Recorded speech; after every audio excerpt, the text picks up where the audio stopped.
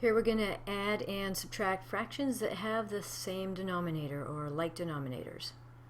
As soon as the denominators are the same, it's okay for us to go ahead and add or subtract the numerators and keep it over the same denominator.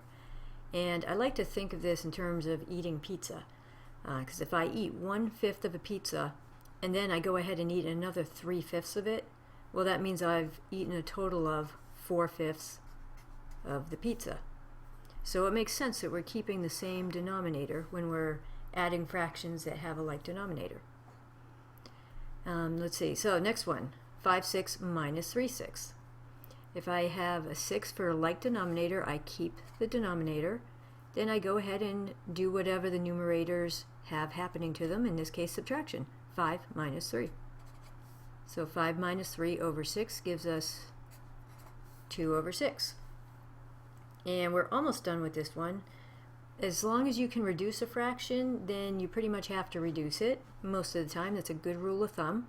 So if I have 2 over 6, I want to cancel out or divide out common factors. And you can do this a couple ways. You could think of dividing it by a 2, top and bottom, so that gives me a 1, and 6 by 2 gives me a 3, and that gives us 1/3.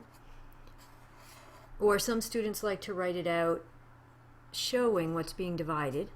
So you can do it that way too. You can say 2 divided by 2 and 6 divided by 2, and that will give us 1/3. So whatever way you prefer, the cancel or divide method, as long as you know that when you cancel out common factors, it doesn't just disappear, like this 2 doesn't just disappear and go to 0. We're actually dividing by 2, top and bottom, so we're left with a 1 in the numerator. Alright, so that one's 1/3. And the last one, we have 13/4 minus 6/4.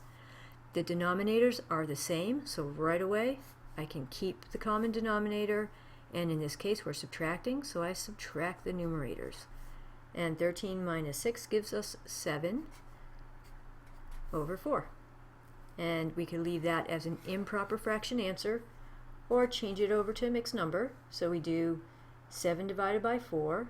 So let's see, 4 goes into 7 once, and it's 3 away from 7, so that would be a remainder of 3 over, and always keep the denominator, so it would be 1 3/4. And that would be the mixed number format for the answer.